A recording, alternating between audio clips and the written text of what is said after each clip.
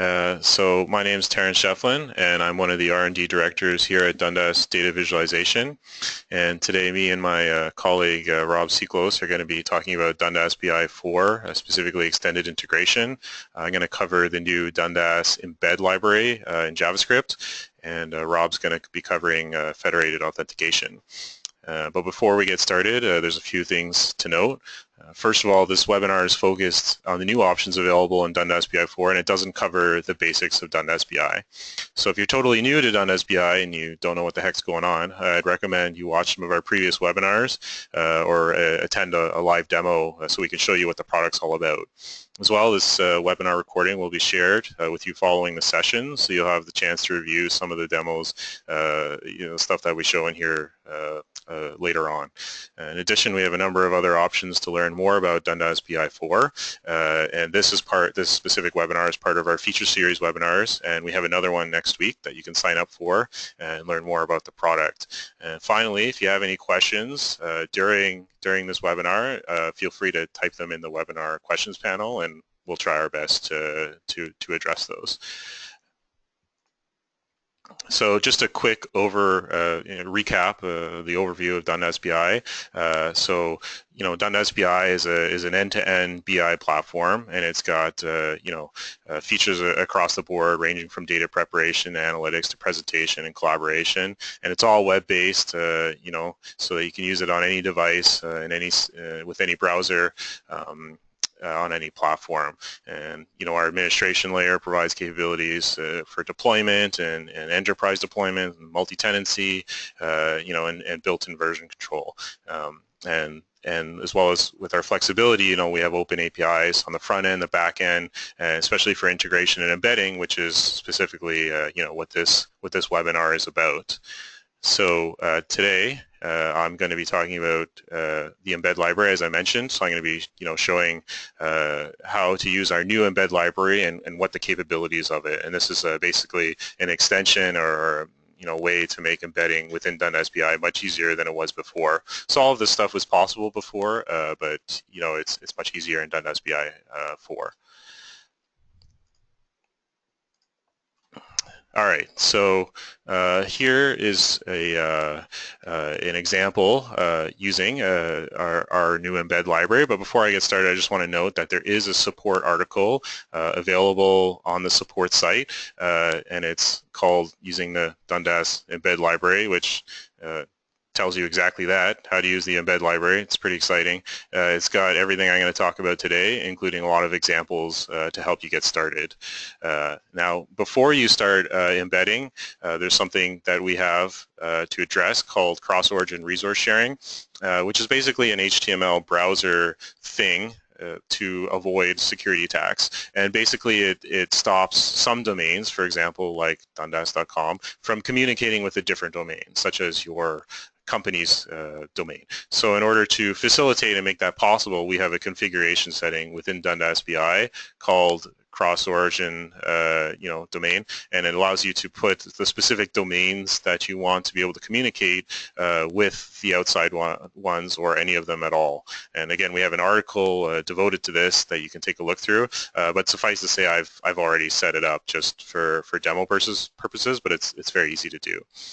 So looking at the left side of my screen here, I have a simple HTML page that doesn't have anything in it, and the result of this page is on the right in Chrome. You can see it's just a border on the outside, so I'm not lying to you. It really is just a web page, on the outside. And the only thing you need to note here is that we've included the new Dundas Embed Library, dundasembed.js. So this JavaScript file is shipped with our product, and you can put it anywhere on a CDN or a rehost or wherever you want, wherever it's accessible to you, and then you can use it within your file. So the first example I want to go through using the Embed Library is using HTML only. So our goal is to put a Dundas BI inside of this gray boxed area. So it is now possible in Dundas BI 4 to do that by simply taking an HTML block like this one, and pasting it in here.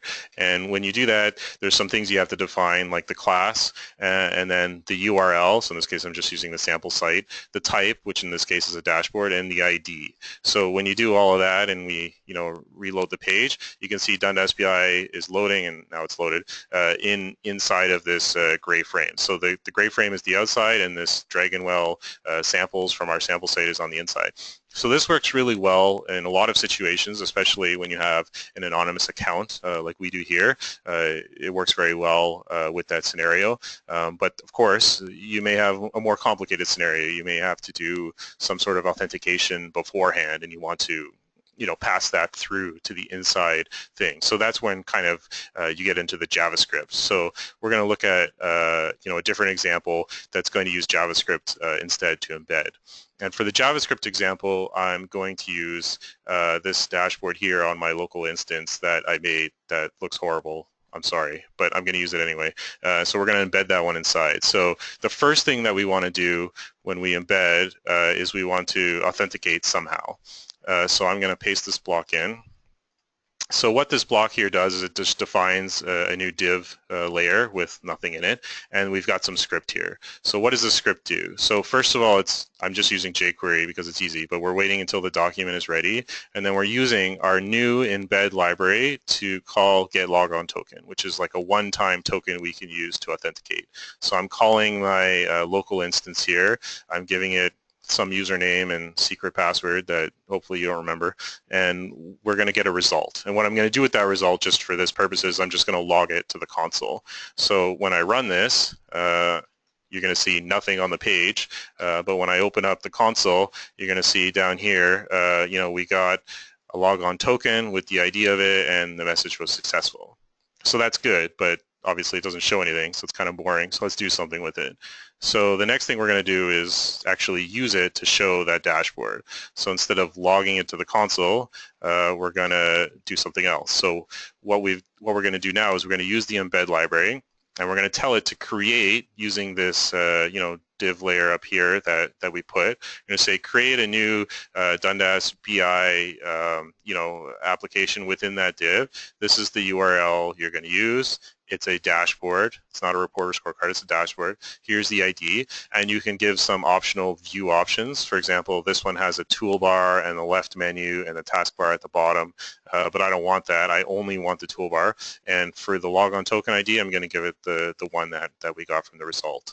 And then I'm going to load it. So when I do this now, and I reload the page, you can see there it is. So the outside square is the outside application, and in here is Dundas BI. It only has the toolbar, and that's awesome. And it's showing all the data. But the next thing that we're probably going to want to do is maybe we want to filter this data. So instead of showing all the data from, 2005 all the way to 2008, we could, for example, only show a subset.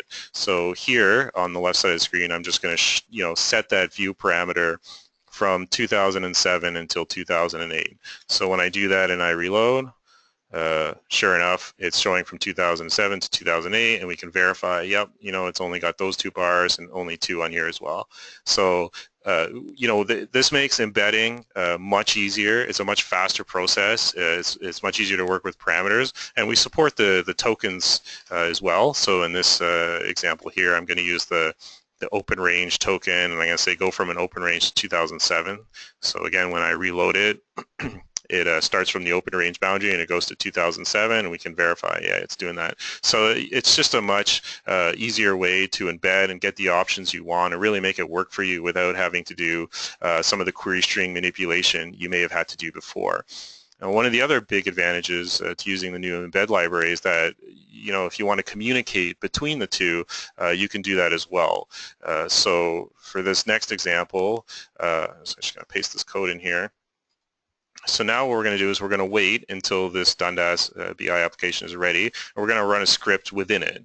And the script is basically a string of JavaScript, and this particular JavaScript string is it's going to show an alert. It's going to say hello from the outside. So when I refresh that, you can see here's the message here, and the message is within Dundas BI. So you can literally do anything. You can write a script to, change what this visualization is, or hide the toolbar after if some condition you need to hide it, or maybe remove the parameters altogether. So there's really no limit to what you can do. It's just any script that you want to run, you can do.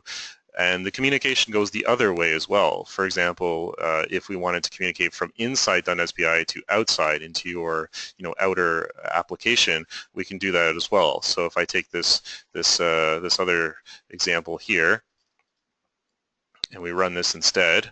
So now I'm going to run another script, and it's going to be calling, send message to Dundas embed application, which is a new method available to communicate with this specific embed instance. And I'm going to ask it to send me something from inside, in this case, the current session. And what I'm going to do when I get that back is I'm just going to show an alert, a JavaScript alert box. So when I refresh this, it loads, we can see, yeah, here it is. And you can see this alert is actually from the outside application. It's a real Chrome dialog thing here. But the information within it is coming from inside the embedded application. So just to repeat what I said earlier, this has always been possible. You've always been able to do it, but the difference here is that it's much easier to do now when you're embedding within Dundas BI, and it makes it much faster, and I think it's easier to leverage the different capabilities within it.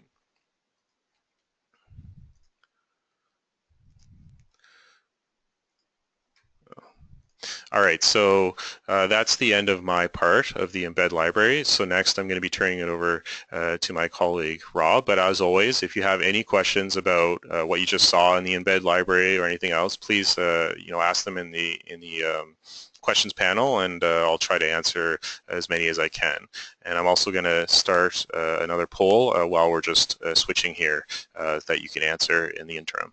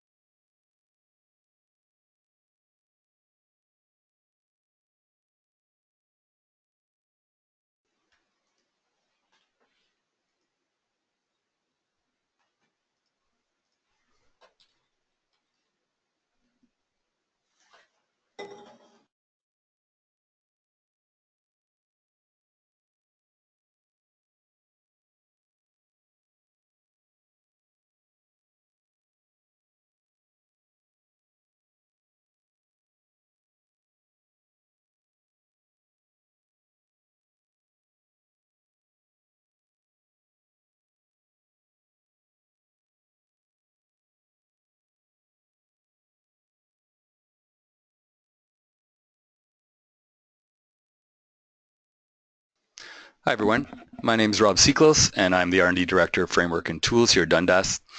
Today I'm going to talk to you about how you can use federated authentication in Dundas BI. First we'll go over what federated authentication is, some necessary terminology, and finally showing how it all comes together. Just a reminder to submit any questions you may have during the webinar, and we'll try and answer as many as possible at the end.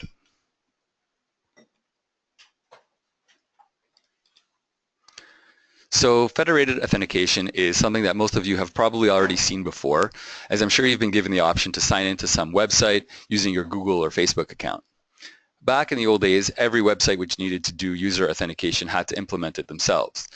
Yeah, there were many frameworks out there which made this easy, but it was a lot of overhead, and it was easy for people to get it wrong, so that it didn't work or that the system wasn't truly as secure as people thought it was. With federated authentication, we farm out the task of user management and user authentication to some trusted third party, which is known as the identity provider. And we trust the identity provider to be able to authenticate the users securely and relay the result of that authentication operation back to some application. In this case, let's say Dundas BI.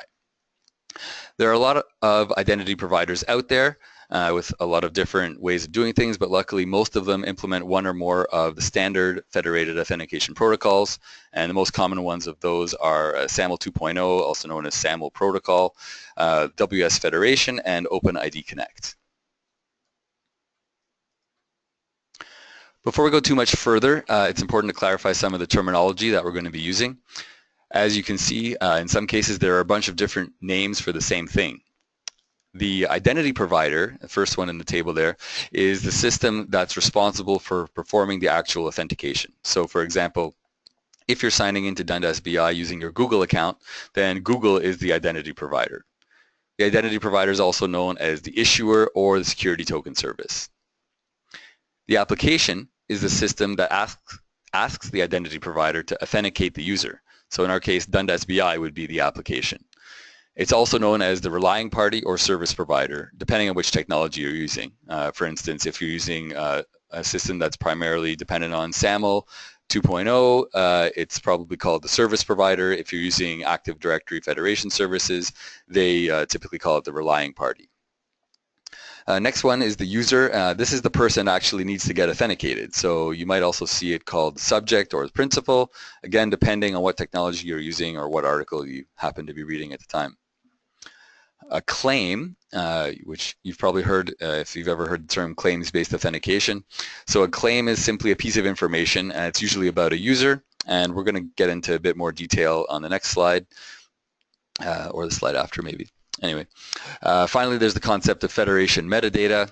This is information that's in some standard format, usually XML, and it describes the identity provider or the application. Each one usually has their own set of metadata.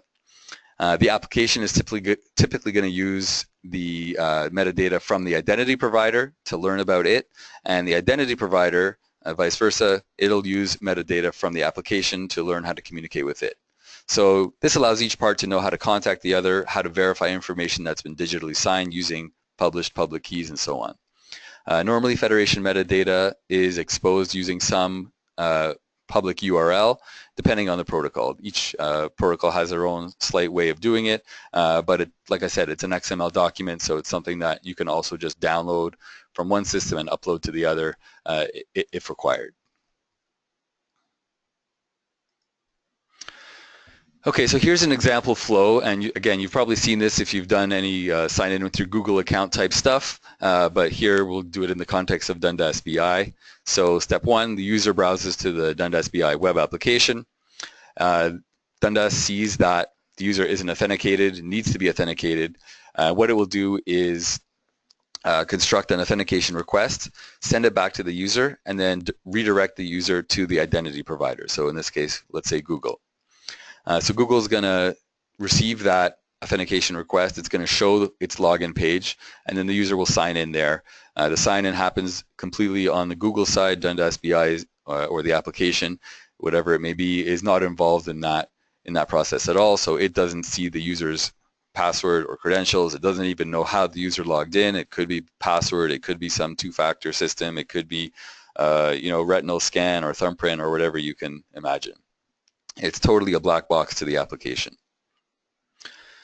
So once the identity provider, Google, validates the credentials, it's going to redirect the user back to the Dundas application using some redirect URL.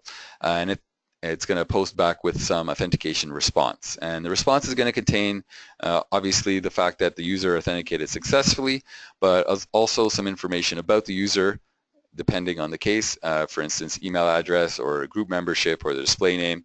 And this information about the user is represented as a set of claims. Finally, the Dundas application is going to validate the authentication response. For instance, it will check to make sure that the response actually comes from the identity provider by verifying the digital signature against its public key.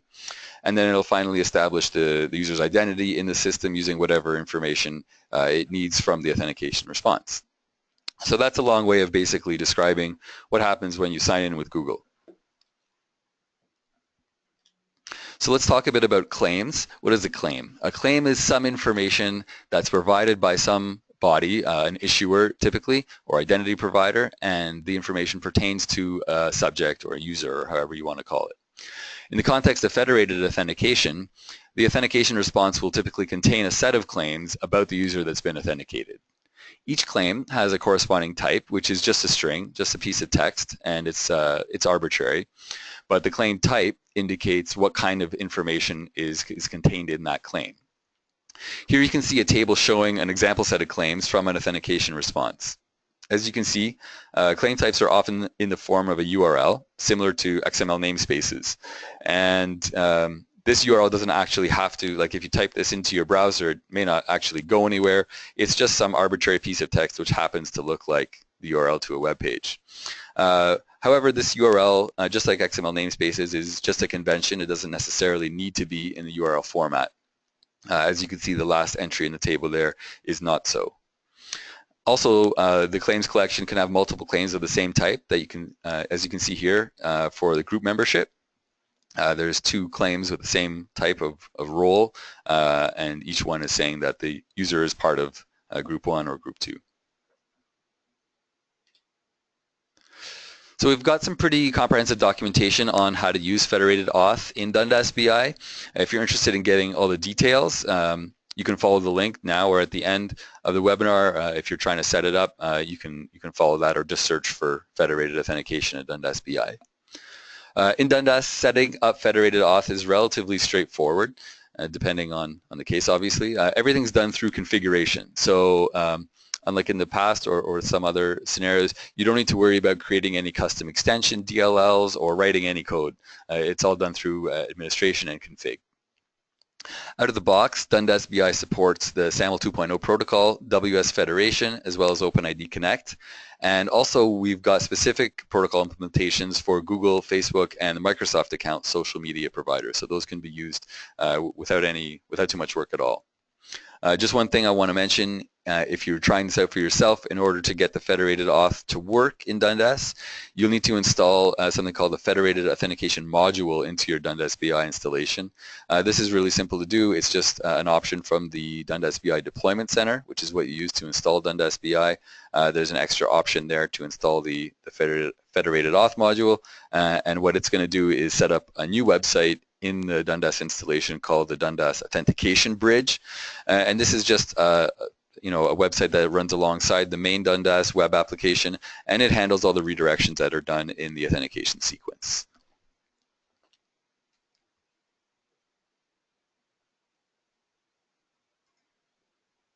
So now we're going to do a bit of a demo, and just bear with me while I get set up for that.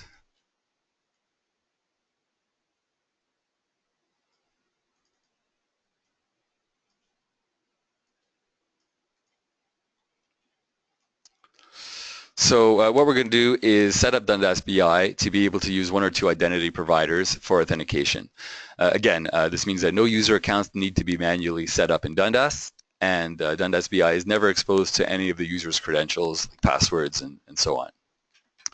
First, we're going to go to the admin UI in Dundas, and here you're going to see the configuration setting called Federation Manifest.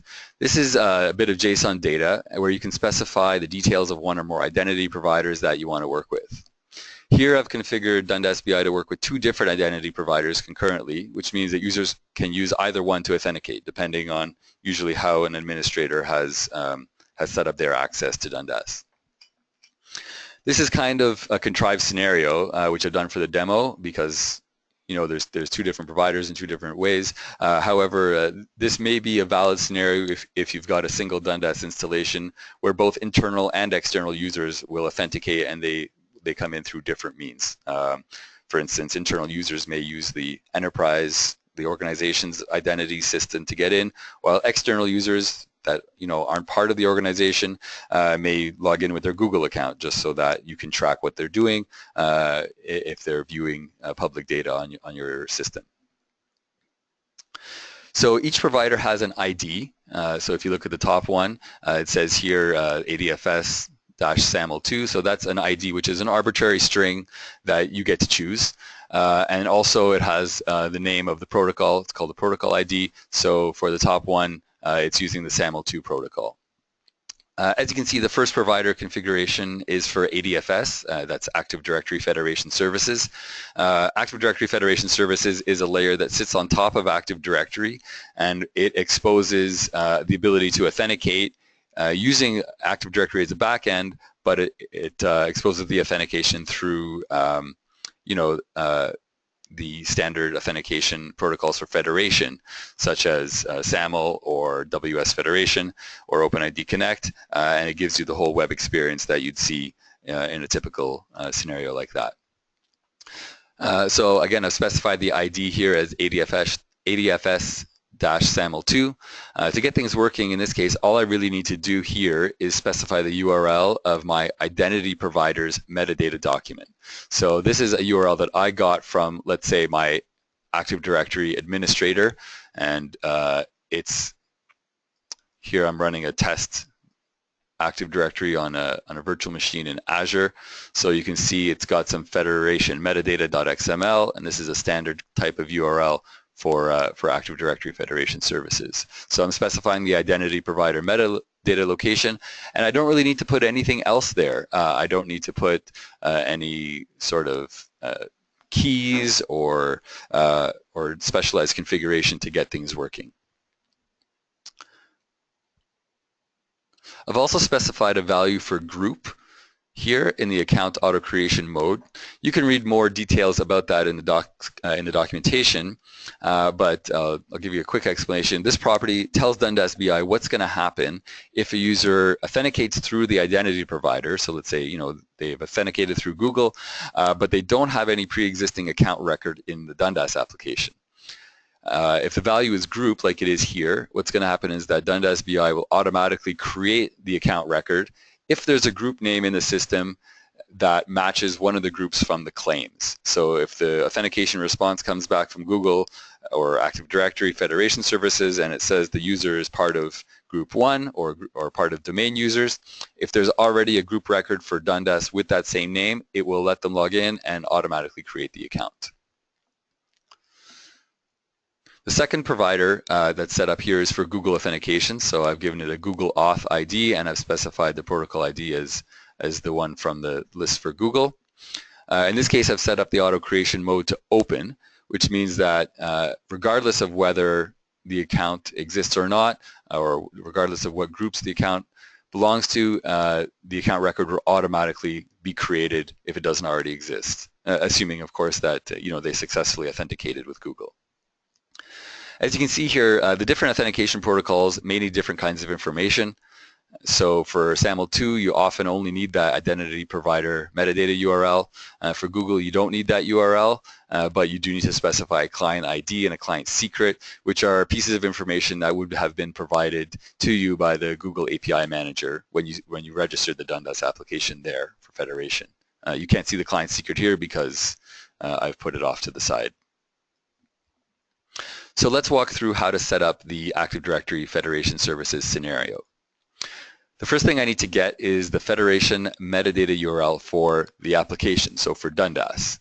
So let me load that up really quick. This is something that for SAML2 is provided automatically through this URL. So this is actually the URL for the Dundas authentication bridge, and there's a URL format here that auth and federation metadata and then the ID of your federation provider. So what you're seeing here is a big blob of XML that describes how Dundas BI is going to identify itself to the identity provider, and you'll also see that it has some signature information and a public key certificate so that the identity provider can validate any requests coming from Dundas as being trusted. If I switch now to my virtual machine, this is my Active Directory Federation server, which again I've set up as just a test virtual machine in on Azure.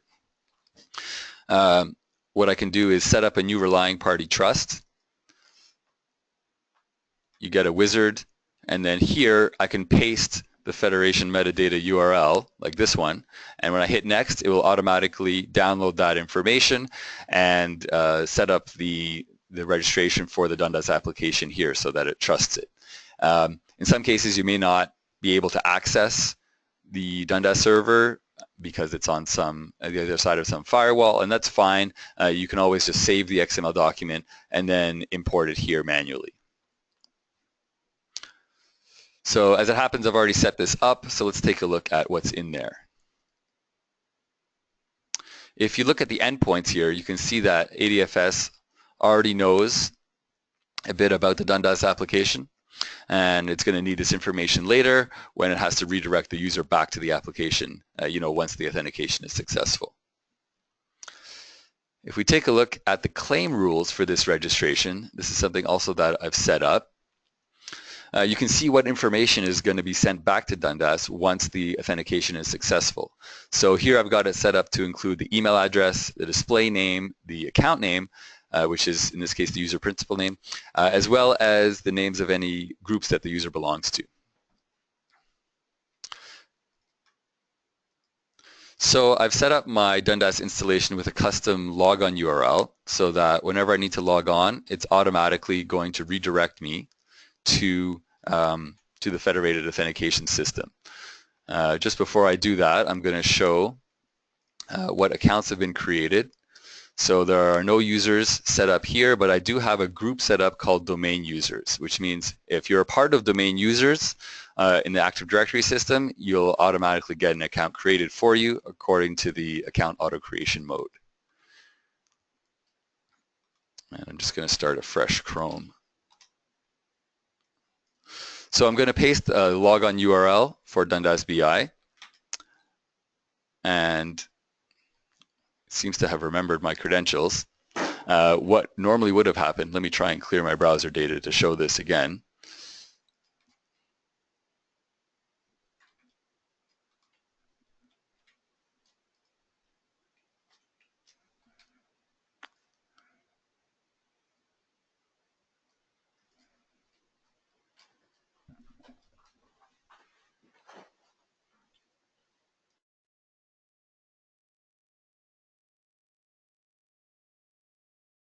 I'll just use an incognito window to make this easier. So let's log in here again. All right, so now I've been redirected.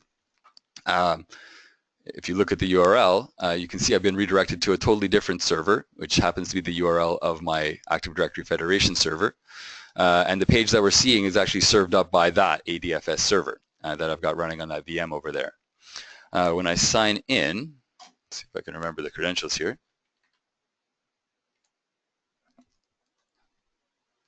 I get in automatically, and you can see that Dundas has automatically got the display name as well as the email address from the claims that were sent back from the identity provider. Also, I'll note that you can see that if you've already authenticated yourself to the identity provider, you won't even see that page anymore. So in the other Chrome browser, I had already signed in at some point in the past, and it had stored it in some cookie. So it didn't prompt me with the logon page. It just let me right in. So that's how you get your single sign-on scenario there.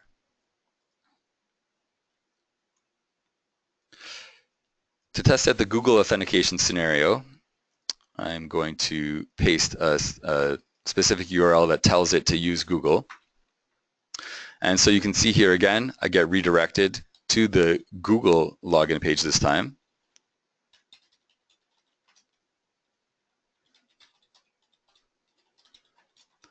And once I log in,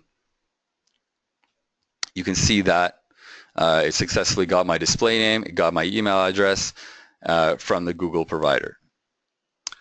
So now I'll go and log back in as admin and show you what accounts were created there.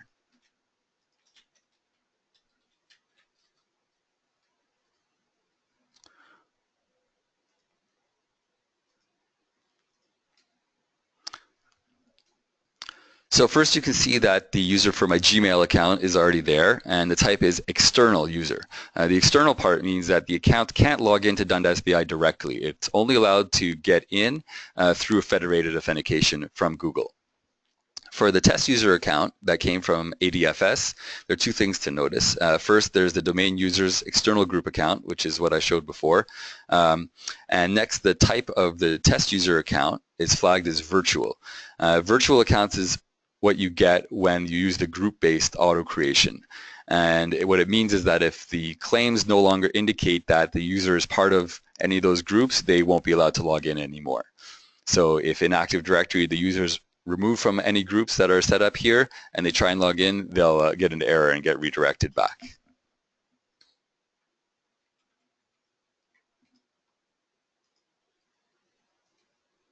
So that's the end of what I have to show for federated authentication. I hope you got some useful information out of this to get started or to try it out for yourself. Just to recap, Dundas BI 4 allows you to delegate the authentication and user management out to a trusted system like Active Directory Federation Services, which you may have already in your organization.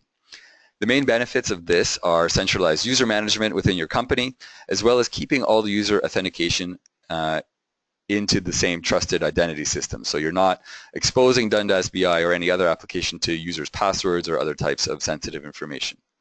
And of course, last but not least, using federated authentication enables the seamless single sign-on scenario. So once you've signed into the identity provider, you don't need to sign in again when accessing applications that are authenticated through it, such as Dundas BI. What's next for you? If you'd like to learn more about Dundas BI 4, I strongly recommend you sign up to the remaining feature series webinars that are continuing next week. You can do that directly from our website. In addition, you can also get a demo to talk to your account executive and solution architect to better understand how Dundas BI 4 can help you. You can also upgrade if you're already running Dundas BI or try it out yourself if you're new. With that, I'd like to use the remaining time to answer questions. Please type them up in the webinar panel.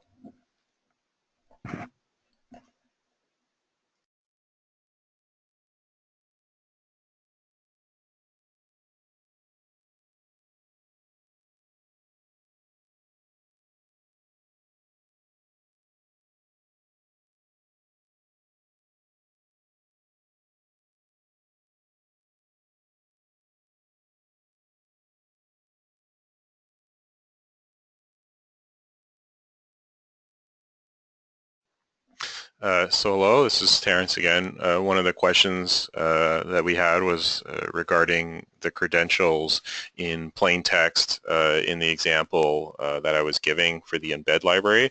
So it's a very good question, and for sure I was just showing that specific example in plain text just for the webinar. Ideally, and probably you would never actually put the plain text in the HTML file like that.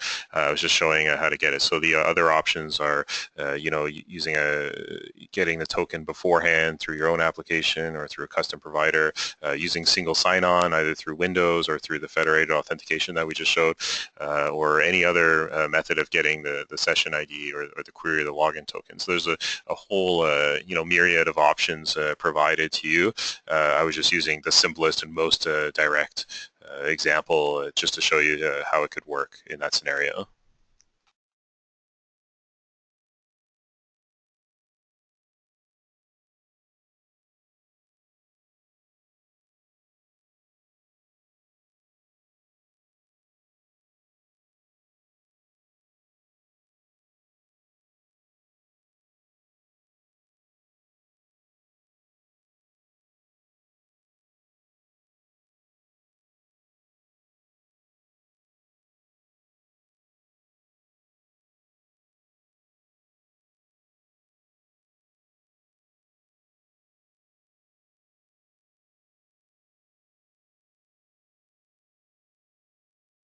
Hi, it's Rob again. So one of the questions we got is if you do have multiple authentication providers that you've set up for federated auth, can you make it easy for the user to pick which one they want? So let's say if you have, if you want them to be able to log in with either Google or Facebook or their Microsoft account or Twitter or whatever, you can certainly customize the logon page to add options for each of those, which would then redirect them to the appropriate URL in the authentication bridge that would take care of the rest of the authentication. So yeah, you can give the users those options. Typically, an organization will probably only have one identity provider, so the redirection would be done automatically.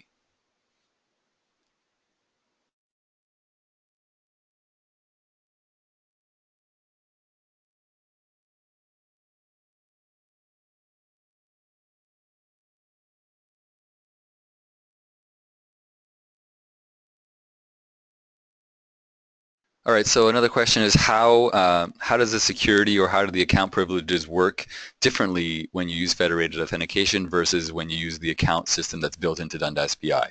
The answer to that is there is no difference. What happens is when you log in using federated authentication, if the account record is not there, if it gets created according to the settings, the account record that's created is the same as any account record that would have been created if you use the built-in account system, which means you can keep track of when that account logged on.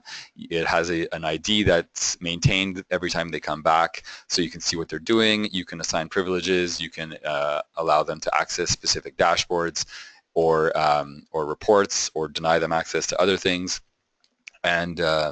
And also to build on that, I showed the auto account creation modes for open and group, but there's a third option there which is none, which means that you would have to then pre-create the account records for external accounts in Dundas beforehand, and that may be something that you would choose to do if you were in a system that had highly secure data and you didn't want to just leave it up to group membership to get in there.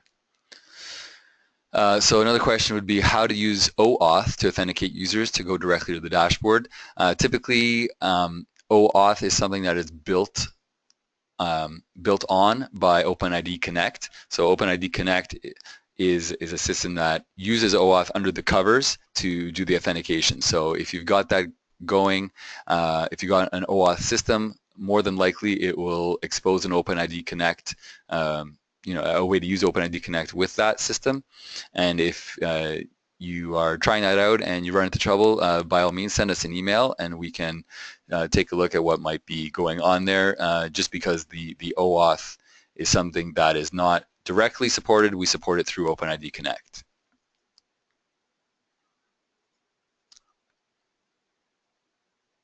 Another question we got, is it possible to use a specific authentication provider with a specific integration domain?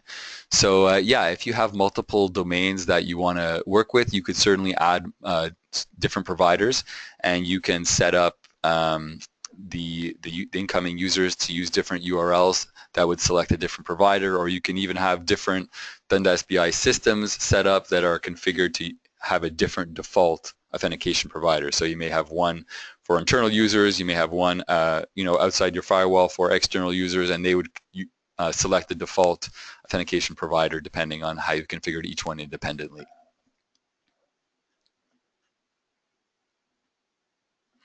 Okay, next question. If Dundas BI is displayed as part of a larger application like SharePoint, when the identity provider redirects back to the Dundas bridge after the authentication, is the user redirected back to the SharePoint page or to the dashboard? So in this case, if you've set up the Dundas system to work with federated authentication, it would go back to Dundas. If you set up SharePoint and Dundas to work with the same federated authentication system, then the user would likely already be authenticated, so the redirect would happen instantly. But yeah, the Dundas redirect always goes back to Dundas. However, if you want to do further customization, you can construct a specific URL where you get to specify where the user gets redirected. However, I believe at this time it's restricted to be a URL that is part of the Dundas installation. So you can't just redirect to some arbitrary page, and that's to prevent, sort of a cross-site type of phishing attacks. Okay, so if I use if I use a federated account, does Dundas BI make sure that it is phishing proof? So again, like I just said, when we have the redirections, we always make sure that the redirect happens back to a Dundas site. So it would be very hard, as far as we can tell, it's not possible for the user to accidentally get redirected to some malicious site that looks like Dundas but isn't. Also, all the requests and all the responses that come back are digitally signed both by Dundas and by the identity provider. So any data that contains the redirect information is going to be, we're going to validate the digital signature to make sure it's coming from somebody that we trust.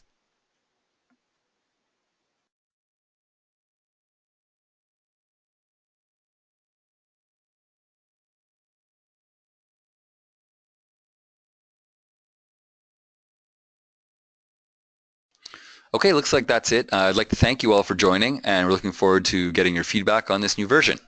Goodbye.